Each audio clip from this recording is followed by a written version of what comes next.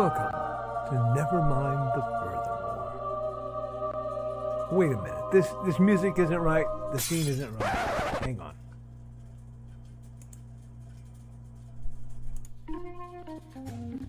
That's more like it. And now it's time to the show for all creatives. Nevermind the Furthermore. Your source for conversation, inspiration, and fun. With your host, Nicholas Anthony Tockert.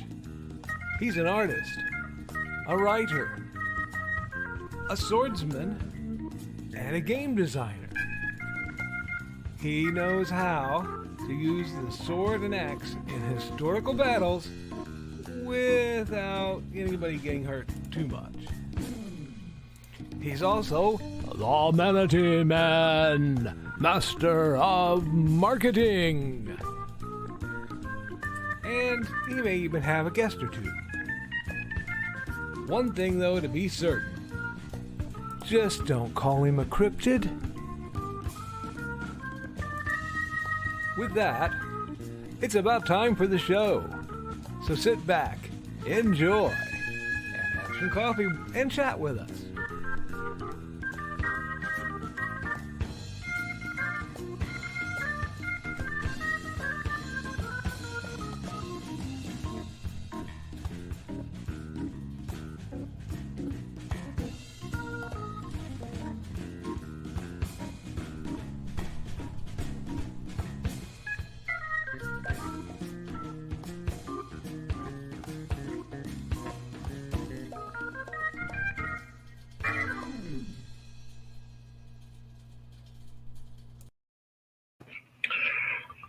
Good morning, Nevermornings!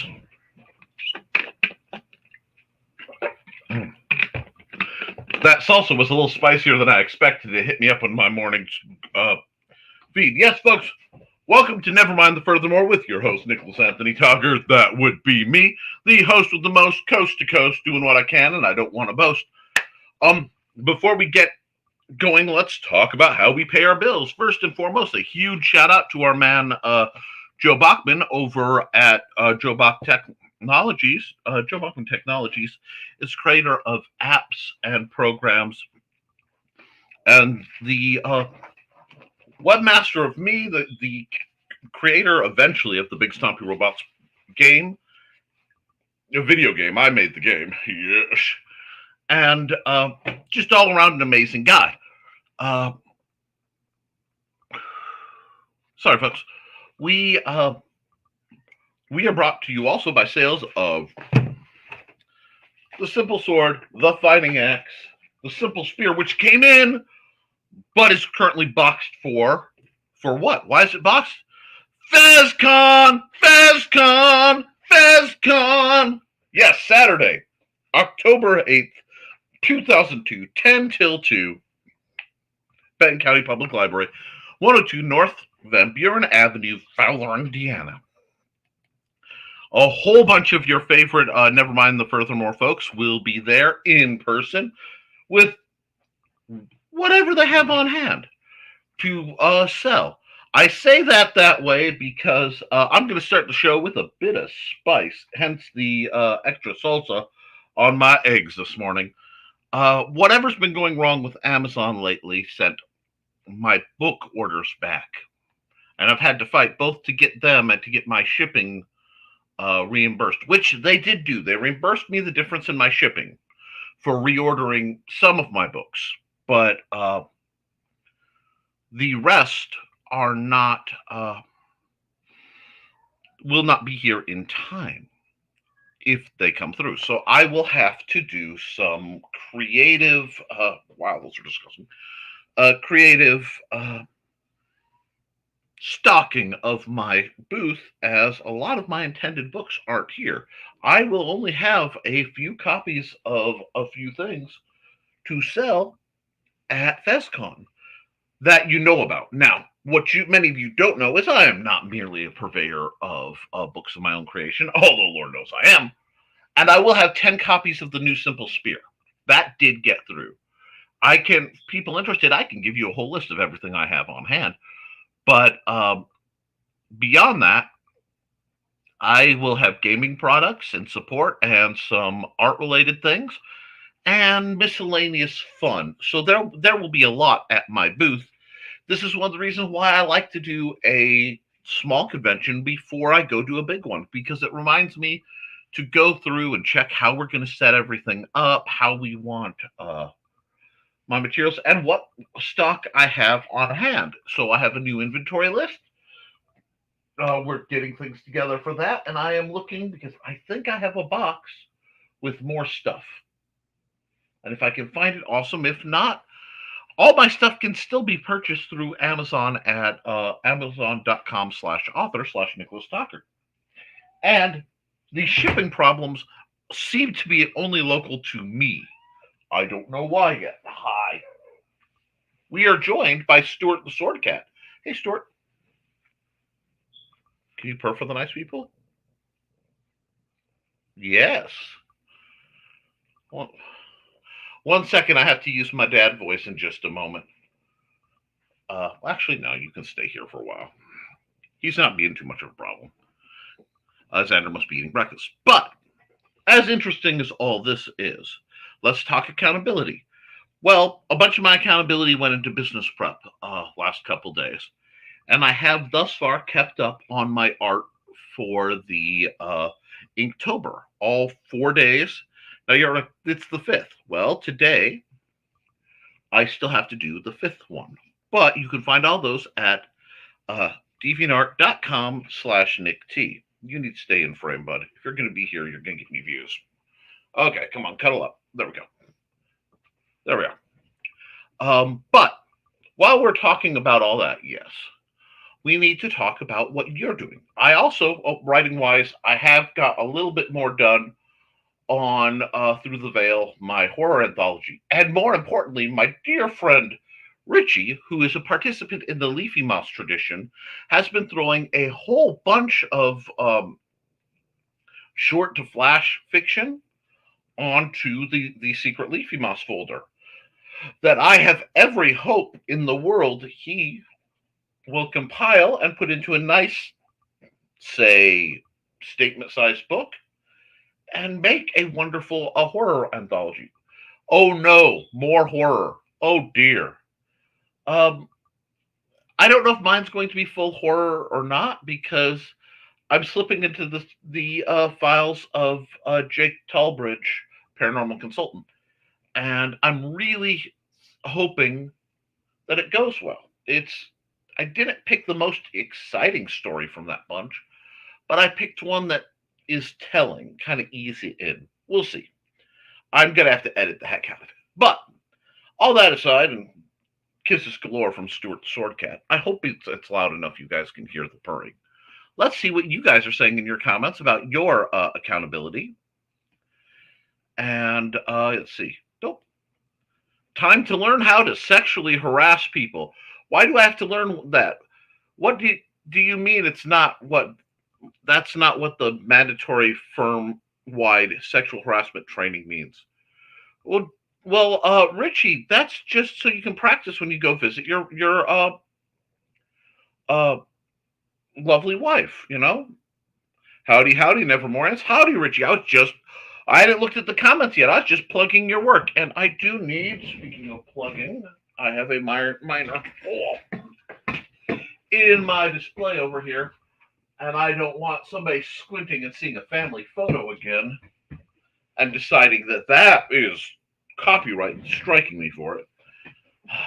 That's what happens when you have people who dislike you. Anyway, but yes, your stories are amazing, Rich, and I hope you can just cut and paste, throw them in an anthology, give it a decent cover, and put that up on Amazon, brother, or Lulu, or wherever. I am exploring alternate sidelines, although I'm waiting to see how the lawsuit, because there is a lawsuit going on against Amazon by the state of California for punishing people who sell their same thing for cheaper prices on other vendors. So that's going in the news, and that is important to us authority types. And remember, Saturday, October 8th, at the Benton County Library is FezCon. And nothing like some sexual harassment training on hump day of all days. That's right, Joe. Although I've met your wife, you don't need training. Y'all are professionals. Good morning, everyone. Good morning, Carl. I can't wait to see you Saturday at FezCon. What? Where? FezCon. Donna is going out to breakfast with her hand, so it might with her hand. Wow. With her friend. It might be a bit quiet from her end. That's okay. I get to see her Saturday, so I can be tolerant now. Busy here getting ready to really mess up traffic on 8094 entrance ramps to the eastbound side. Going to be a fun week when the closure officially happens. Yikes. Accountability. I actually wrote a bit in my spy novel and edited a bit, rearranged my digital index cards to make the timeline a little smoother. I am fascinated by the systems non-pantsers use. My ADD does not allow such organization usually. I've also been reading Michaela's Vela project on Amazon to give her more readers, even though I helped edit it and read it all a few times before. Well, that's nice. Good morning, Grant Lankert. How are you doing? Making progress on the next step in Beowulf? Morning all. Morning, Nick. Hope all is well. Yes, it is, Joe. And since you're here, let's run. Should we run this commercial, Stuart? Yeah. Okay. Let's run Joe's commercial. Stuart says we should, so I'm going to listen to Stuart. Do you always listen to what the piano player says? Absolutely. Hi, I am Joe D. McPhee. I am the host of From the Desk of a Small Press Publisher, and I want to cordially invite you to watch our show Saturdays at 9 p.m. Central Standard Time. On our show, we will have different guests as well as talk about the comic book industry and pop culture. And every so often, I might actually do a drawing session or a 3D rendering session every here and there. So once again, I want to invite you to watch From the Desk of a Small Press Publisher right here on the broadcast channel that you're looking at, whether it be Facebook, YouTube, or Twitch. Hope to see you there, and make certain that you catch From the Desk of a Small Press Publisher at 9 p.m. Central Standard Time. Thanks. Hey, and From the Desk of a Small Press Publisher, let's just bring that down a little bit, make it easier for y'all to see Stuart. It's a great show, isn't it, Stuart? Yeah. Let's see. Looks like your Inktober is going well, Nick. It really is. I still have to do today, but today is flame. Now, I did dyslexia and flip 2 days, but Inktober is fairly flexible that way, so it doesn't mind. And I enjoy getting the stories and the art. No nips. No nips. Okay. But yeah, I hope, if you're an artist, I really do encourage you to pick one of the Tobers. Inktober is spread off into many of them, including, will you stop being cranky, butt? That's what I thought. He's mad because I'm using the mouse, but I have to use the mouse to work the. So I don't technically. I can reach over and use the touchscreen, except whenever I do, that happens. Boom! Oh, that's a comment dump. Okay, Cat. If you're going to be a think, you're going to have to go. There we go. Let's see now. Okay, we did that. We did. Hello, Carl's greeting everybody. Oh, you want to? 1 second, I gotta use my dad voice.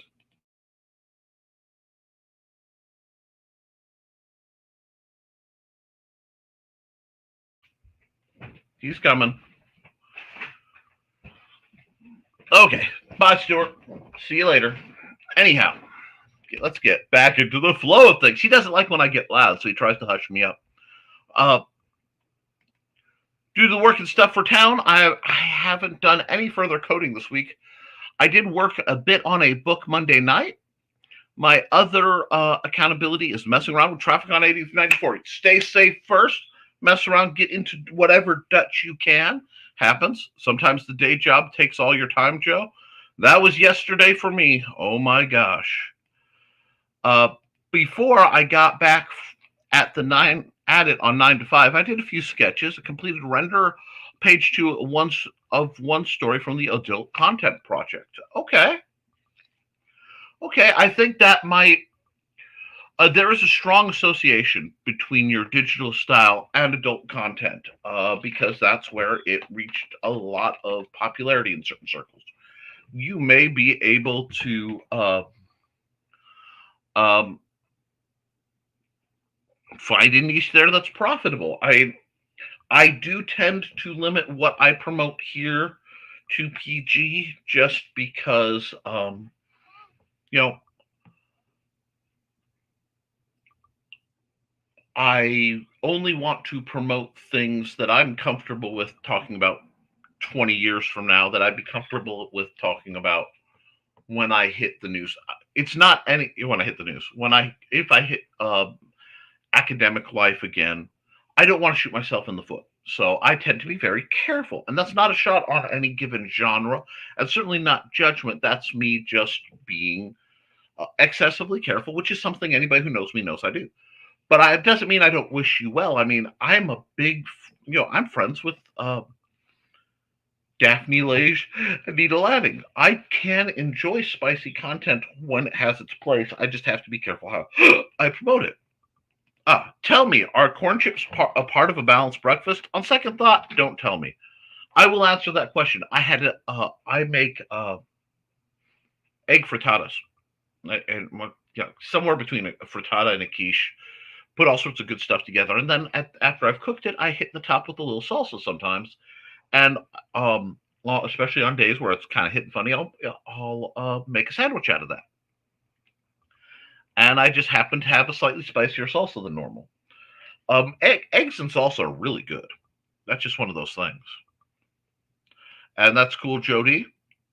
Slated to take some time to work on that project and/or module. Groovy. You do what you got to do. Hey, Joe's BND. I like that, Joe's BND. Hi, Carl. We got more greetings.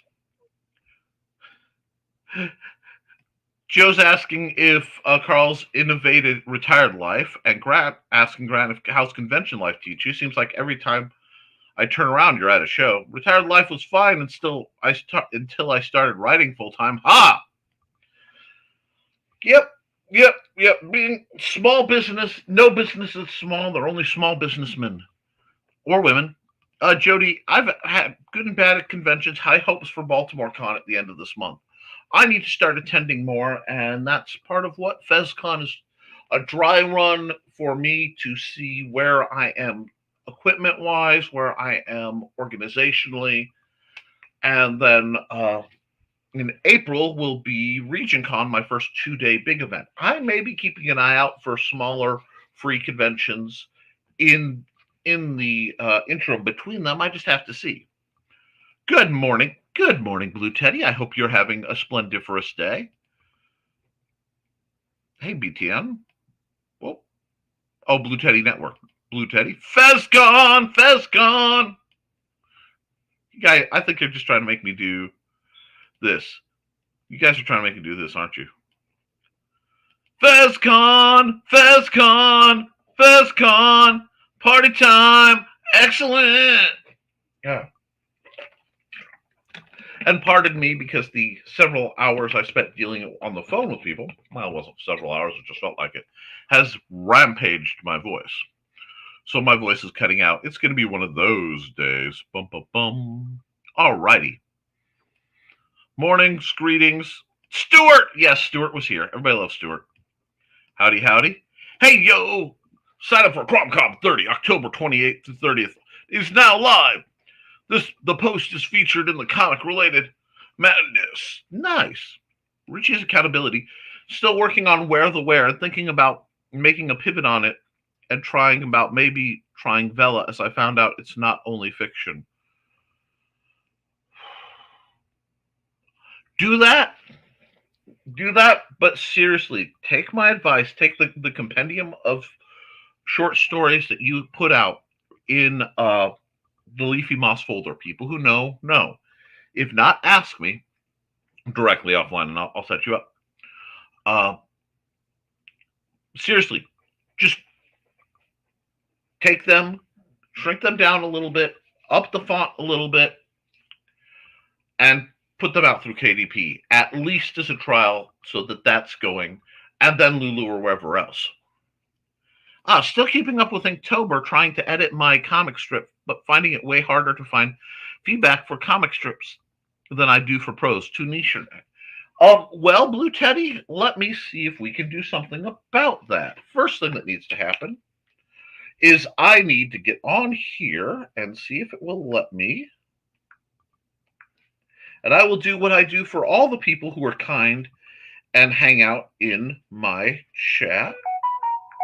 Yes, that's the sound. And I am again revisited by Stuart.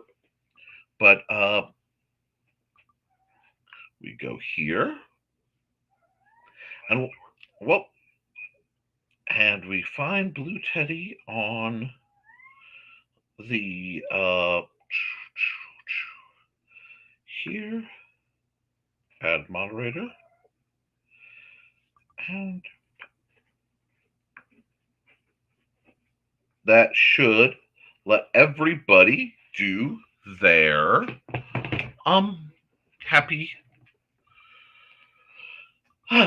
happy links. You should be able to now post links. So put a link to your comic strip. I got a message to do an audio check. And dang it, you are right.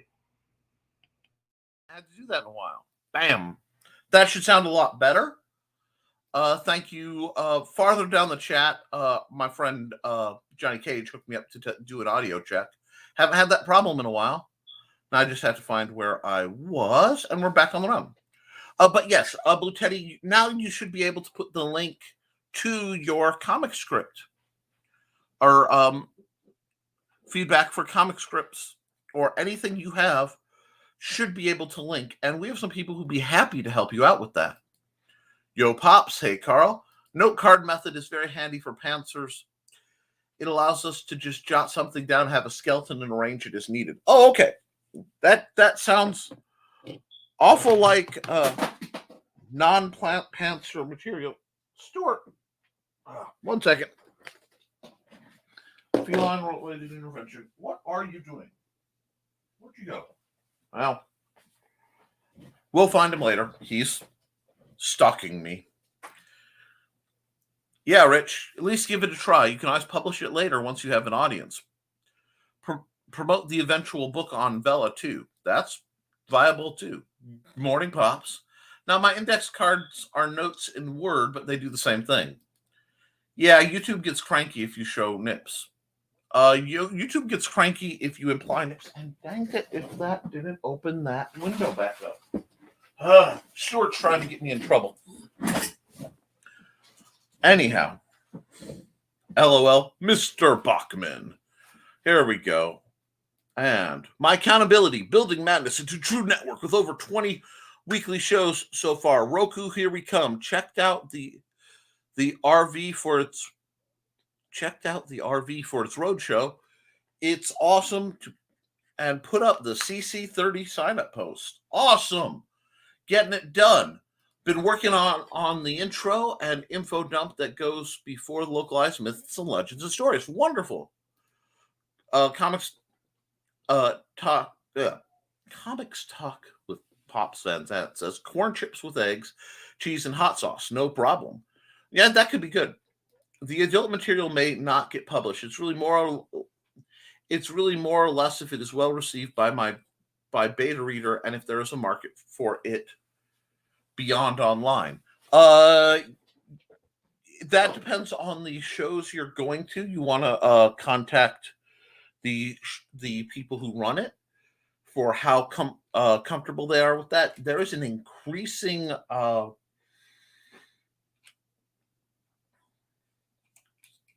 era of censorship, whether you agree with it or not, at a lot of shows. So be careful. Mic check. Thank you, Johnny. And I hope you enjoyed that art piece I did. I want to do a better follow-up because I didn't like the silhouette of it, but it's been a long time since I've tried to do that mecha style. And if you don't want to know what I'm talking about, go to my art page or follow me on Twitter. Let's see. Also, shuffling stories into their proper locale container, looking around to find stories to put into certain containers. Understood. Cage. Pops. Test your mic. Anyway. Madness Entertainment Corp. LLC. Looking forward to moving forward with all the stuff. Thanks, Nick. Just say Pops, brother.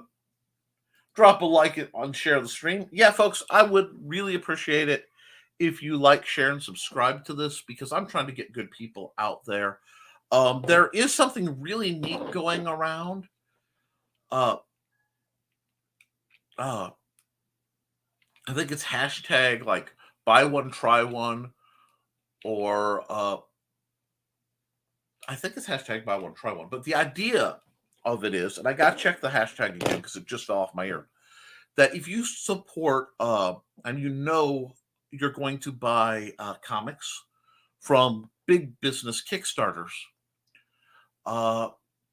that, well over $10,000, look around every time you do that for somebody who's just getting started that looks interesting, and if you can afford it, throw some love at them, even if it's just the digital level, to help promote not just the big creators who are doing well, but the creators who are just getting started. It's a neat concept, and I'd love to see it. Ooh. Fancy Mod Powers, thank you. If anyone has time, any and all feedback. So, guys, there is a Google Doc. You can look at Blue Teddy Narration's stuff and give her some help with, reviewing our work. That's what we're here for, folks. I am being attacked. Where'd you go? It was a hit and run. Anyway, it's kind of odd how. Oh, there he goes.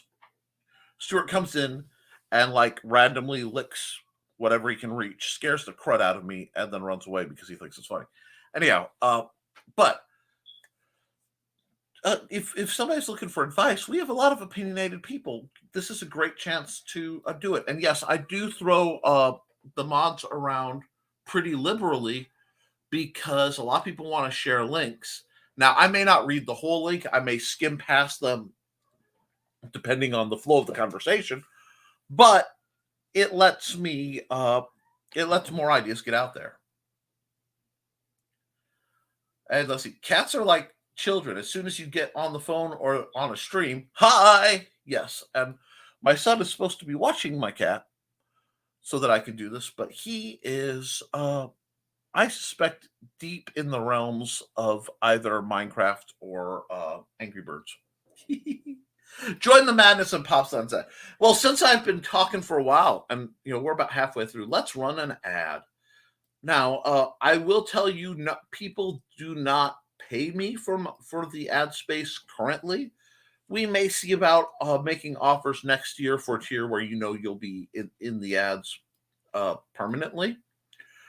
But I do love to promote some people. So while I believe Frog G is still running his trailer, I'm going to run his stuff, and then I'm going to run somebody else's, give you guys a chance to catch up. We've all read the story. The brave hero conquers the diabolical villain and rescues the damsel in distress. But this is real life, and in real life, stories don't always have happy endings. Frog G, the story of a man turned into a frog by a voodoo priestess sent on a mission to kill a god by death itself. Now our hero must roam the underworld to regain his humanity and win back the woman he loves. Yeah, Frog G is an amazing person. He's done amazing stuff, so I want to get that out there. And I have some others, but since we have a quiet, and let's see. Oh, is this a comic strip? No, it would be a floppy, and then Frog G's links. See, great minds, Pops. Great minds. Thank you for hooking Frog G up at Indiegogo Projects, Frog G, Voodoo Gods and Magic. I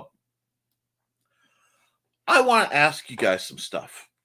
I want to talk literarily because I've seen some things in the media recently. I've watched some modern film. And I've noticed a trend.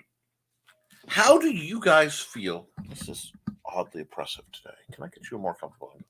How do you guys feel about this trend of authors? Oh, Blue Teddy, are you drawing this floppy or will you be hiring an artist? That's a great question. We'd love to know.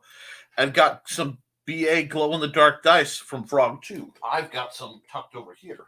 They're my special dice. But that being said, I've seen a lot of things, especially Disney, where they're taking old villainous characters and rebooting them to be more redeemed.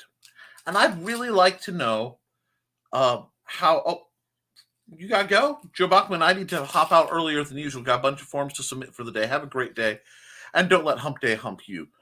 You know what? I take what I can get any way I can get it. So I'm not about to complain. But, you do you like you got to do. Stay safe out there, Joe. And you know what? Let's be careful out there. I need that clip. Drawing it myself. Yes, that's what I love to hear. While I can always point you to all sorts of artists, nothing makes me happier than hearing folks are doing it for themselves, because that means the project matters to you. Later, Joe. And hello, Hojo. Been a minute. Yeah, it has. Good hearing from you, my friend. Let me know what you're up to while I prattle on a bit, and put in links to your stuff. You should have a wrench. If you don't, let me know, and I will see to it. Anyhow, I recently watched Hocus Pocus 2. I started to watch it with my son and then immediately decided it wasn't quite working for me. And it hit a couple notes that I felt I needed to preview, which I normally do with, geez, cat, no. My son, come here. Wait, gotcha. Okay, you get to stay here now. You won the novelty prize. Just wreck the whole place, huh? Anyway.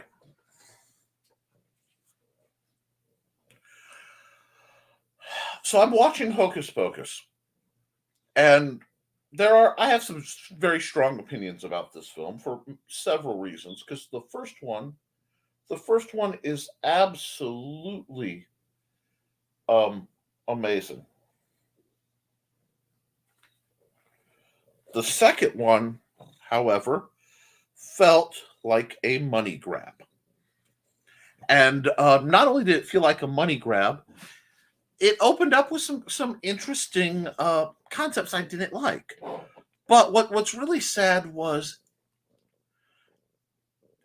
there was a, without spoilers, because I hate spoilers, there was an attempt at a I wouldn't call it, I've been using the term redemption arc, but it isn't really redemption because there's no change in behavior, there's no apology, but it's almost a retroactive rediscussing where a whole lot of things like got swept under the floor because you're supposed to feel better for the character. And I'm like, I've been bullied in my life substantially.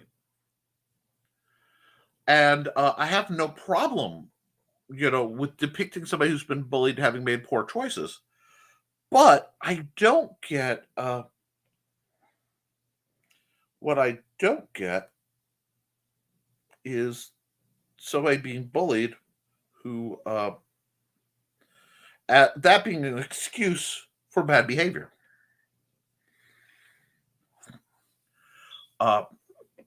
Because just because you've been bullied and it's perhaps horrific, perhaps not, doesn't mean you can go around eating children.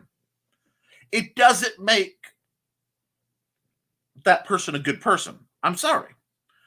And there was a lot of not only reverse editing, but just like, I don't know. I do recommend watching it, but look at it from the perspective of the first one versus the second. just because somebody is charismatic and liked, and this is not shot at the actresses, because the actresses did the best they could, especially the young actresses at the beginning. Okay. Um, to do what they did took a lot of work. But I don't think it's like they act like there's a redemption arc, and I see this. They did the same thing kind of with Cruella de Vil, when it's really not a redemption arc. It's like, well, really, they're justified, and it's like, the Sanderson sisters made pacts with Satan and ate children's life energy. This is not kosher friendly behavior. You know what I'm saying? I mean, and while all this is going on, it was somehow made lighter. Because if you watch the original, it was dark. I mean, they were hung, they were burned. There was some stuff that went down in the original one, which in a spooky movie, old school Disney was not afraid to do. You go back to like Mr. Boogedy, you can find some spook. But it all felt very sanitized. And it was strange. So I'm kind of confused on that one. But I want to know what you guys think of this trend of taking previous villains and making them more socially acceptable, because there's no repentance, there's no trying to make things better, last minute sacrifice, really. I mean, sorta, but it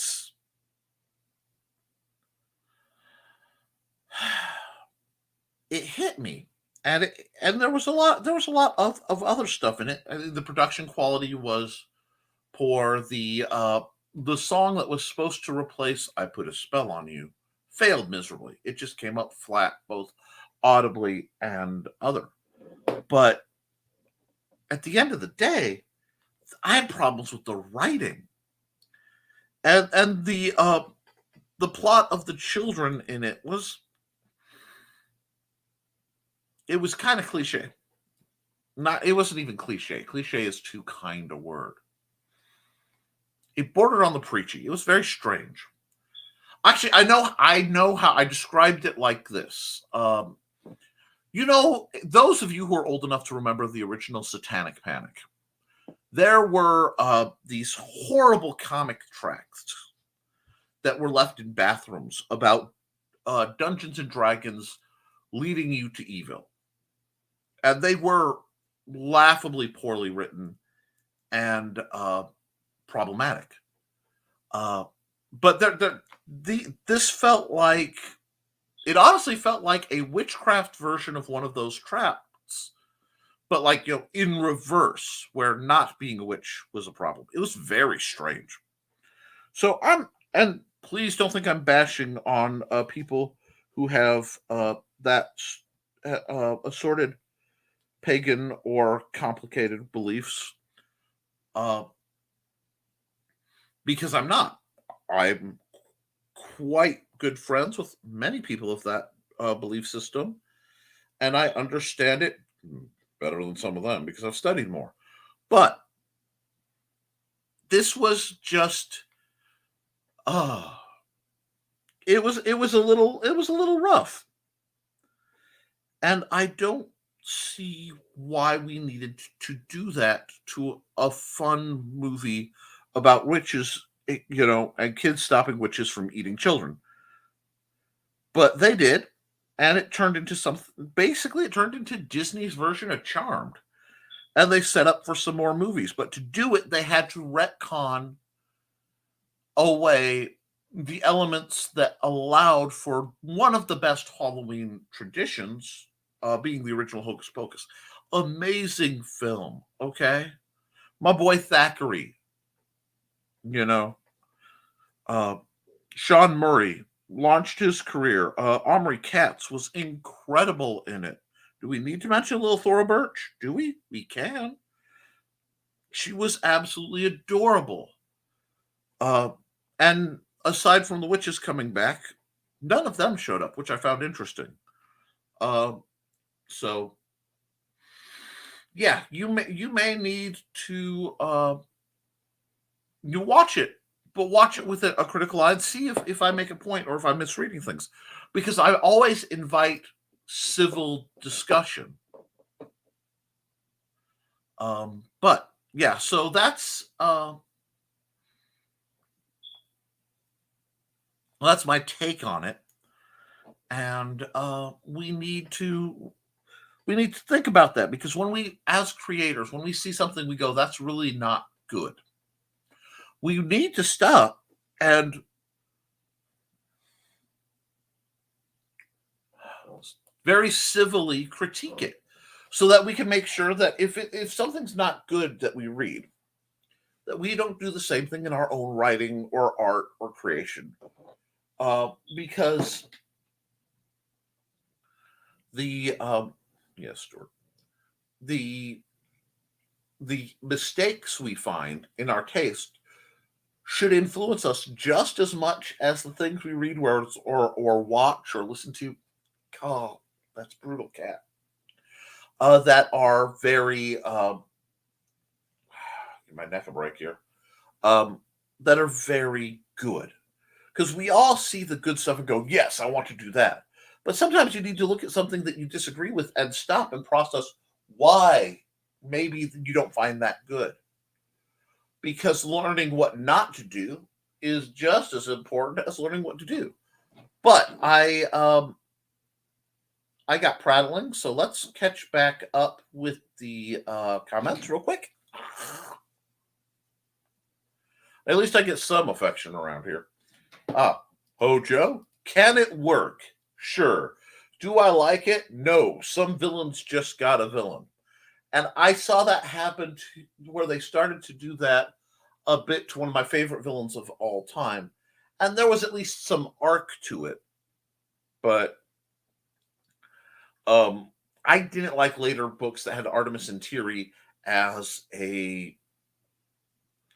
Well, he's still evil and he's still villainous, but they humanized him a bit more. And that took away some of his charm. But that's just, that's just me. I do not have a wrench. Okay, now, I will try to fix that, Hojo, in just a second. Assuming the cat doesn't abrade off my entire arm, because he is the lickingest cat on earth. And let's see. I'll try to fix that. History is written by the victor. It's easy to be someone else's villain. It's an interesting take on the villains being the heroes in their own story. Now, that is a valid point. However, I can bring up two great characters that have that trait, and it's done right. The first one being Magneto. When Magneto is written right, he is an amazing villain who's his own hero of his own story. And my personal favorite has to be Alfred Bester from Babylon 5, as portrayed by Walter Koenig, Chekhov from Star Trek, which tells you how much they wasted his talents when they just hired him because he looks like one of the monkeys. Bester was phenomenal as a villain and as a ongoing character with development and arc, who would do horrific things, but for his own agenda. And, that is how you handle someone who's the hero of their own mind. Hiya, Pops. Maleficent did a good job, but some of the others not so much. And I think that's what happens. Somebody pulls a trope off really well. And I've heard great things about Maleficent. I haven't been able to watch it yet. It's been on my to-do list, but I get behind. And it makes money. So then the decision is, well, let's do all this. The other thing we have to remember is Disney is very, very interested in maintaining certain ownership rights. So you'll see sequels that come out after, especially after 30 years or 29 years or something. And that's to make sure that they're keeping the title and their ownership rights intact, where it doesn't have to be good. It just has, because the value is in the production company keeping the rights to the previous production. That's happened with several superheroes in the past. Let's see. Cool. So then, so far the script is good. I was worried that if you have to pass it on to another artist, the script is not very detailed to convey things like viewing angle, scene, setup, tone. Which, writing a comic script for yourself is very different than writing one for others. That face on Stewart, I'm causing mischief. That's all he does. He gives love and causes mischief, and naps. He is my serotonin dispenser and dopamine. Hello. Now, not so much a redemption arc as putting the villain on a pedestal and putting on the rose-colored glasses. Exactly. Oh, yeah, for sure. Hold on, I have to hit this one here. Luckily, it's just little old me on this project, so minimal translation is necessary between me and me. Now you're speaking my language, Blue Teddy.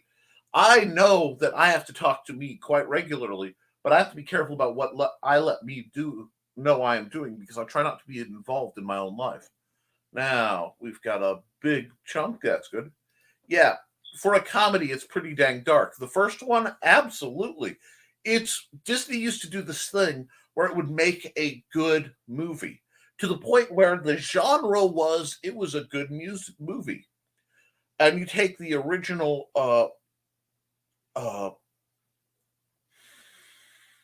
Hocus Pocus. You obviously have a slightly scary horror film. There's witches. And, the threat of children dying, etc. And a zombie and things like that. Then you have comedy, because obviously the juxtaposition, a lot of humor for adults that would go over the head of the children. That wasn't there. They dumbed it down a lot in the second one. A romance story between Max and, I can't remember what Yabo's name was, but anyway. And that's just me being terrible with names. Drama, oh my God, we're trying to solve this. It's a missing thing. Really? You're going to nit me? Oh, you just don't like that balance. Okay, there we go. I'm trying to get you comfortable, and you're not being comfortable today. Yes, you got both my hands up. Anyway. Again, a musical, because had two good musical numbers, because it has I Put a Spell on You and Come Little Children, which were phenomenal. I do believe that a couple of the actresses, excluding Bet, who's amazing, lost some of their vocal chops in the 30 years between films. And you can't really fault them much for that. Let's see. Folks love the first one, so they've been begging for a sequel for years, and Disney finally caved. And sometimes, guys, we don't need a sequel. There are some films that just are good, stand alone, and really should be left alone for the wonderful films they are. And we need to understand that not every film needs a sequel. Chick tracks, gotta love those. Oh, they're so off base, they're laughable. Yep, the old chick tracks. I still find similar around. At Blue Teddy Narrations, Blue 5 pages in, seems fine so far. The expositionary robot is clever. Oh, Xander, come get him, please. He wants to come see you. Okay, he might need to go potty. Go and close the door, please, because I want to get through the last 15 or so minutes of my show. Okay. Radio Retro Future joins us. Hello, Radio Retro Future. That would be Bonser, vocal, an amazing creator. And let's see, which of his ads do I want to run?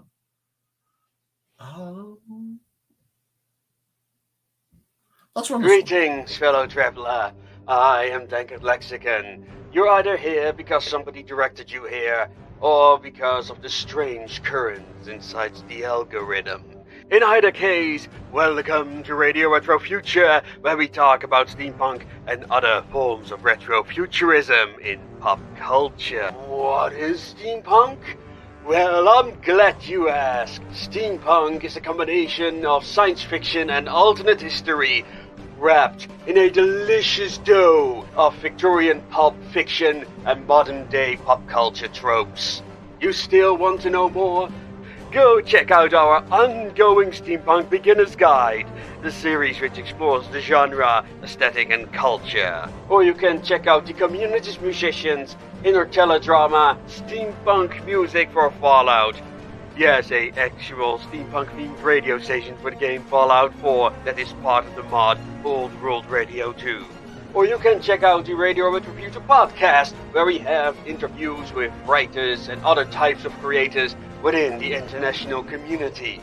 On our second channel, the Retro Future Research Foundation, on the other hand, we have story videos like Tales of the SCP Foundation, readings of Lovecraft and related writers, lore explanation, and hopefully a very own narrated series of our original short stories called The Association of Ishtar.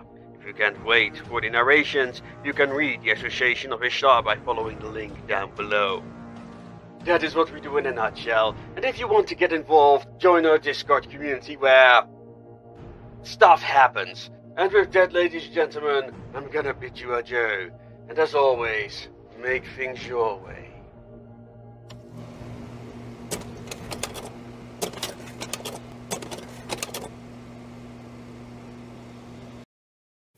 I love that. And one of these days I'm going to cut out just the stuff happens as a little short response clip, because that's just amazing. Bonzer just does great stuff, and it's a real privilege to know him. Getting back to the commentary, Blue Taste, thank you, Johnny. You guys are great. I appreciate you taking the time to read it. That's what we do. We build each other up. That's what the rising tide mentality is about. Because the rising tide lifts all boats. And I am many things. An author, an artist, a sword master, retired paranormal investigator / consultant. I've been most jobs that have a hi, my name is Joe, from running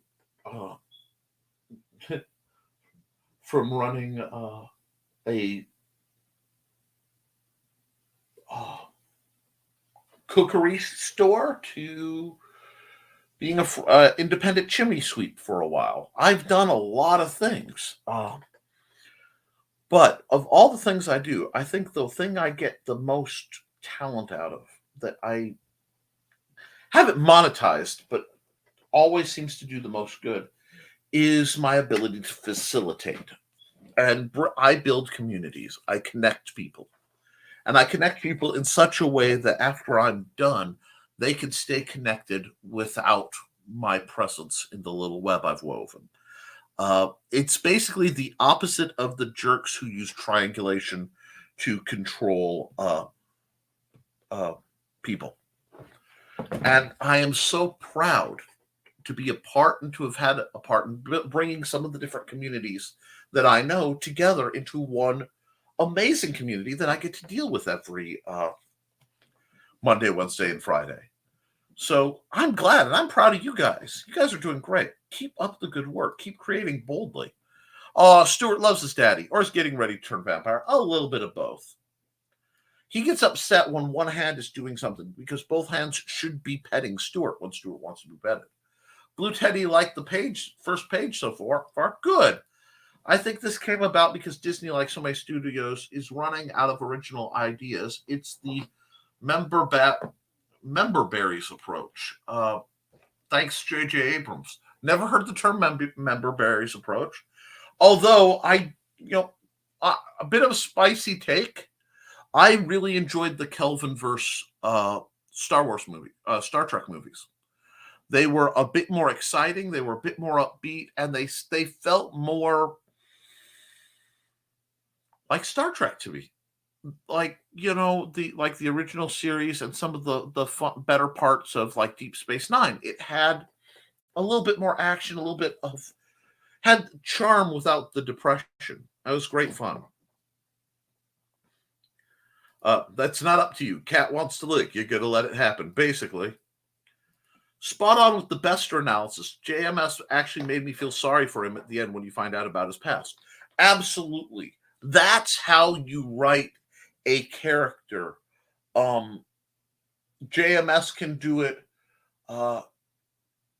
Fahey excels. Kevin Fahey, when allowed to do it, excels at that. I mean, he wrote Ahsoka Tano, who comes in, if you watch the Clone Wars animated series, the 3D rendered one, as one of the most annoying characters of all time. And she starts off, oh, gall. She's young, she's perky, she's grating.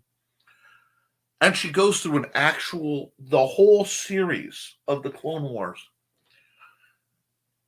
has this tremendous arc of her developing and learning and growing and becoming this very different character, this very wise character at the end. I hope they can keep that going for the upcoming Ahsoka series.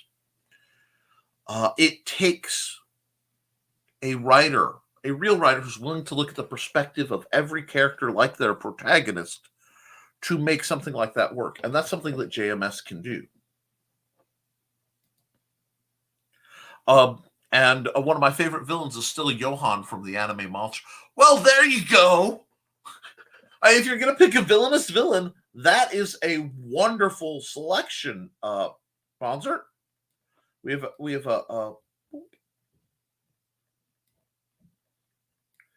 see, comment I've had to deal with. Wicked did a great job making the Wicked Witch of the West as the hero of her own story. It kind of hand waves some stuff during Wizard of Oz, and that's the problem that I don't like, when they hand wave away. If you can't write within the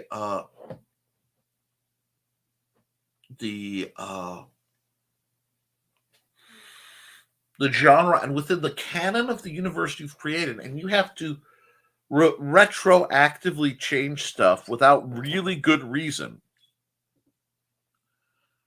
or just worse, ignore it, that breaks my immersion. And I know a lot of fans have problems with that, and they get very angry. I'm not angry about it, but I do think it lowers the quality. I do believe that the story matters, and when you're doing a sequel, it is an extension of the story, or it is the start of the next story. But if you're going to reboot it from the ground up and accept that. Sorry, when Chris Benoit killed his wife, son, and then himself, many pointed out the massive amount of brain damage the chair shots gave him over the years. Still, he had a choice. His wife and son didn't. I've worked with people who've had severe brain damage, and I mean, in person, professionally. One of my gigs has been working with the severely mentally and physically handicapped, and one of my favorite clients was an individual who was cognitive normal until he was hit and then backed over by a drunk driver. This drunk driver did it deliberately because he was a young man my client had mistreated someone. It was not right. It was not just. And obviously, it rendered him into being in a wheelchair and losing his cognitive abilities quite now.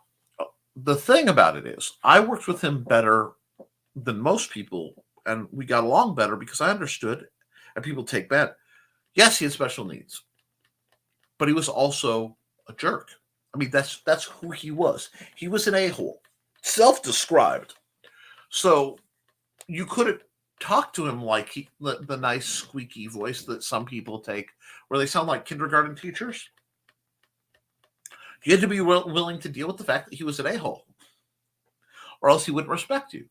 And that's how I got him to do physical therapy. My point being, though, it is possible to have injury to your brain fundamentally change who and what you are. And it is one of the, having seen it in him and in some other cases of injury, that's one of my great nightmares. One of my great fears is having something happen to me that changes fundamentally who I am spiritually. One of my greatest fears for years was the scariest story I ever read, which was Flowers for Algernon, which is a story about a special needs person who, through medication, becomes cognormal and beyond, and then regrets back down to being special needs. Um, it's a powerful story. I cannot remember the author, but again, that's me in names. Then I went through a period where, because of sleep apnea and some other conditions I don't always talk about, my ability to function was greatly eroded, and my ability to reason was greatly eroded. And I've come back, but I don't think I'll ever feel like I was before. So I have sympathy and empathy for everyone involved, but I do sincerely hope. I hope that what happened with Chris Benoit can be prevented again. You know, it's a horrific story, and I am not. I may get annoyed, I may get angry about things, but I do not sit in a place to be in judgment of others for their sins. There's a, in my opinion, uh, someone much more qualified to deal with all that. So I have to go by my own professed faith and rules. I have to work around, is there a way to try to be as forgiving as possible? And that's all I can do. Because we are fundamentally bizarre machines. We are a piece of electrified, wet, soggy bacon piloting through the nervous system a meat mecca. And if that bacon gets damaged, how much of the mind runs parallel to that of the soul? These are great, deep questions that I ask knowing I can't have answers, but knowing I have no choice other than to ask that. And I have such debates, and discussions. I think it's necessary that we do. Whatever you go through, some actions aren't excusable or deserving of compassion. Absolutely. There are mistakes you can make that you can't unmake. But I also have to believe that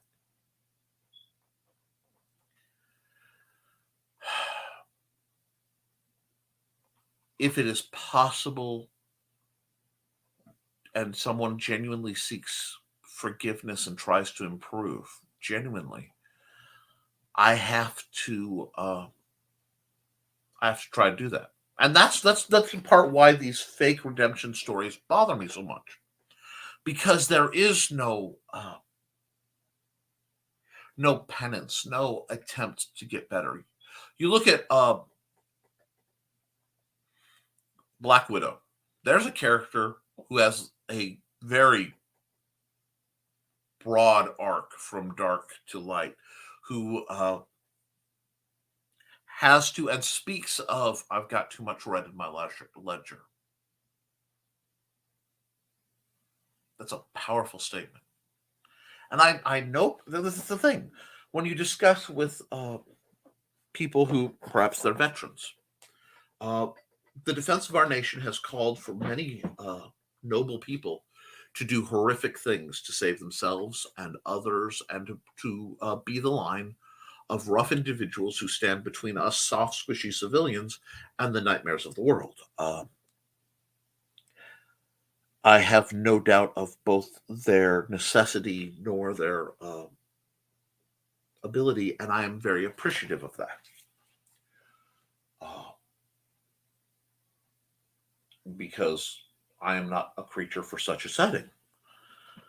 But it comes at the cost of them and their identity and trying to rebuild. And some just embrace it, that becomes what they are, and some are destroyed by it. And the really neat ones, I find, are the people who've had to do horrific things by situation, necessity, or even poor choice. And while they can't make that right, they dedicate themselves to doing the best they can to make other things right. And I find that very commendable. And I don't know if it deserves forgiveness or not. But to tell, when we're looking at fiction, I can say no. And I can look at the characters who they are whitewashing, not in the race sense, but just painting heavy white paint over a damaged thing to make it look good.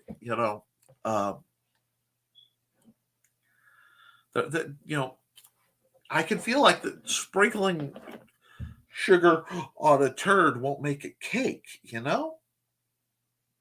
So I have to balance that out. Let's see. Disney had some of the best written villains in film, and it's not getting as clear as well as written. Okay, let me see. Disney had, this is Richie, had some of the best written villains in film. It's not getting as clear and as well written as they had in the past. They don't want to label anyone as bad anymore. And yeah, that is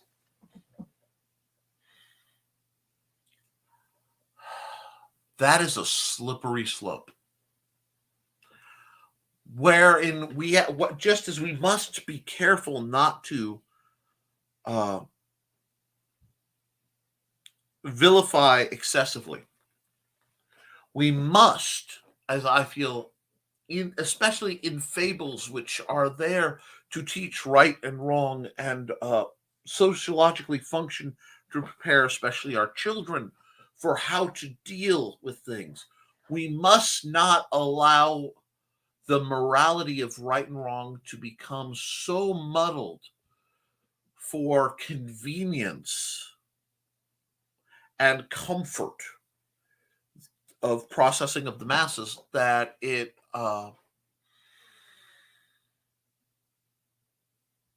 that right and wrong are no longer delineated.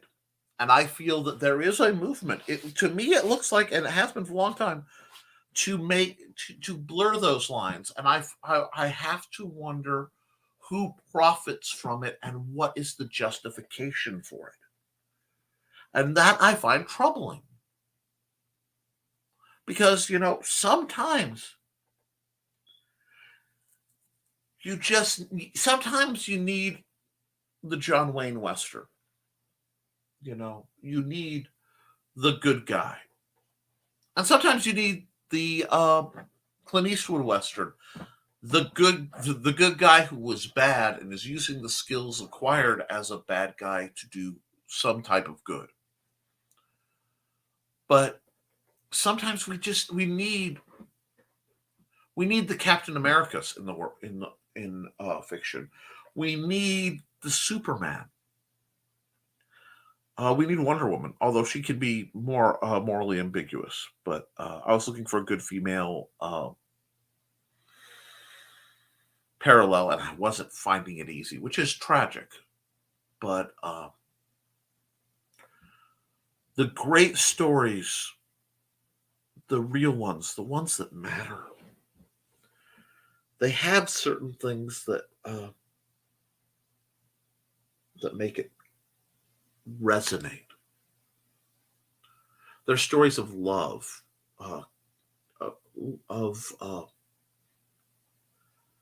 of caring, of doing right by others, prevailing in the face of evil and greed and darkness and hatred.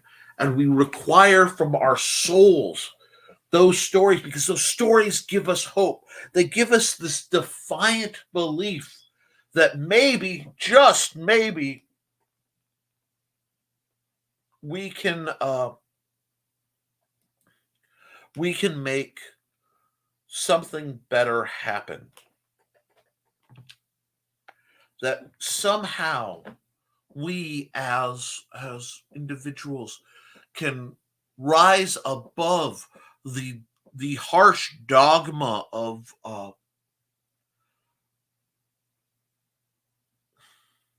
cruelty, of a world that the only way to move forward is to backstab people. But I will find, And I find this.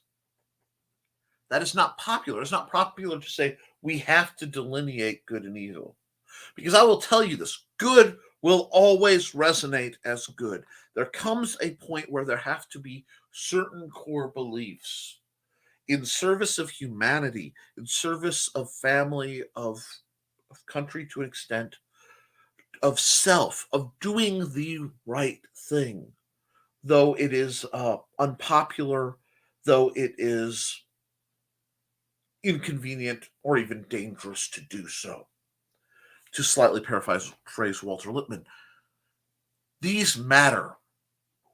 And to recognize that we need occasionally to gaze into the abyss to understand the shape of the shadows around us. So I become uncomfortable and concerned when the world wants too much gray, because I find myself asking, who and what does that profit? And that's a question you have to ask yourselves, because every story has the ability to convince someone. This is why you have to be careful what you write, what you say, what you do, because it puts ripples out into the universe. And those ripples will come back. I believe this. Let's see. New video today on Cyberpunk Edge Runners by Radio Retro Future. Because that's a Netflix show, I've not been able to see it, but I've heard amazing things about it. Great ad Bonsert. Great ad Bons. Smiles from Bonsert. Johnny Cage, perfect example. It's weird how most at first wanted to paint Benoit as a hero until they found out what was done. I see it as a whenever you have a performer, the persona is different from the man. And we must never let the guise of an actor, which wrestlers are modern theater. And anybody who disagrees with this hasn't studied the backside of it at all. They haven't looked at the scripting and training and what it takes, not just physically, but mentally. Now, I do think that the blaming it on brain damage and not really mentioning things like steroid use might have been a mistake, but that's a personal theory. But yeah, people will always try to save their heroes regardless of what they may or may not have done. Look at politics. Thanks for the wrench. Of course, sponsor. That should let you share your links reasonably. And all I ask for the folks I had wrenches are, if we have a true troll who pops up or one of the stupid spam bots, just zap it for me so I don't have to worry about it. Thanks, Rich. I was trying to juggle work and reading chat and missed your comment at first. Well, that's good. Looked it up. Member berries were on South Park, and they made you think fondly of stupid things in the past. Speaking of wrenches. Updates a wrench in the machine. Edited text again, added images. Awesome. Blue Teddy narrations, and no problem doing the same on my end. It's the downside of the show running while I'm doing 9 to 5. Well, 7:30 to 4, really. Understood. I agree. I like the new truck movies. Yeah, I would.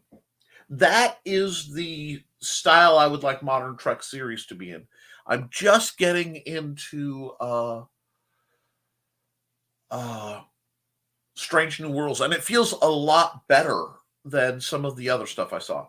Ahsoka changed as Anakin changed. She wasn't being taught by a master per se guiding her life. She was being taught to master her skill and her own choices. Again, good example, Nick. Thank you. And I think Ahsoka proves the other road Anakin could have taken. Because if Anakin truly was what he wanted to be, he could have simply left the Jedi Order. If he truly loved Padme, all he would have had to do is say, I'm done. Let go of the titles, let go of the frankly cult-like entanglements of the Jedi Order, and gone, been her husband, and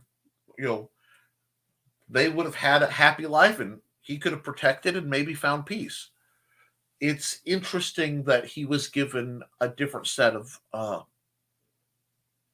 roads that both sides forced him down instead of simply letting him walk out the middle, which Ahsoka did. She looked at the rat race and went, no, and found a different way, and I respect that. Hojo, they have been masterpieces while maintaining the essence of the original characters. Speaking of Trek, I saw they're doing a DS9 sequel comic. Not a fan of Screen Rant, but it sounds interesting. I'll have to look into that. Daniel Keyes, Flowers for Algernon author. Amazing book and movie as well. Yes, and it is still my greatest fear. And having come through a version of it fairly recently, I'm still mortified of it. How close. Must run early, folks. Life stuff. Everyone have a great day. See you all Friday, and some of you at FezCon! You mean FezCon 2022, October 8th at the Benton County Public Library, 102 North Van Buren Avenue, Fowler, Indiana.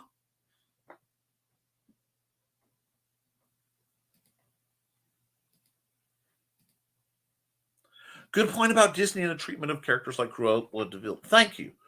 Because I'm all for redemption, but I don't see it as redemption. I see it as, no, really, this is what happened. It's excuses and justification. Frankly, it feels like they're gaslighting us about everything from the previous books, and I don't like that. There needs to be a line drawn, but we can't have pure black and white universe. It's hard to have shades of gray and know where the line is. Oh, I'm not saying pure black and white. There has to be gray, or else it's too easy to hop the line.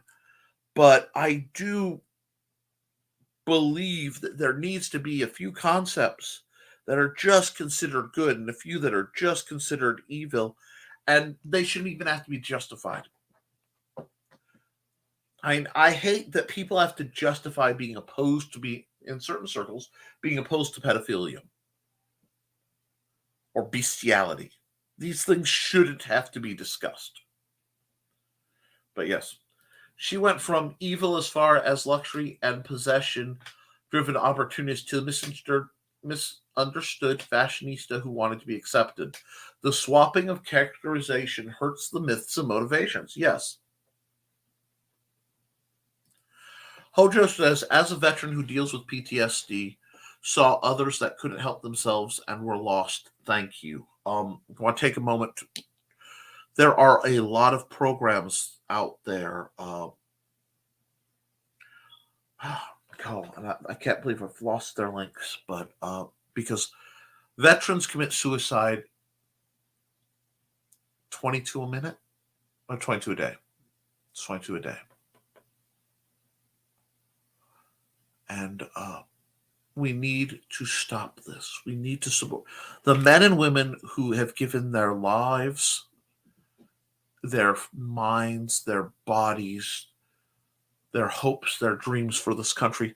What comes back from war needs to be taken care of. And the fact that we have homeless veterans in this country sickens me to my very soul.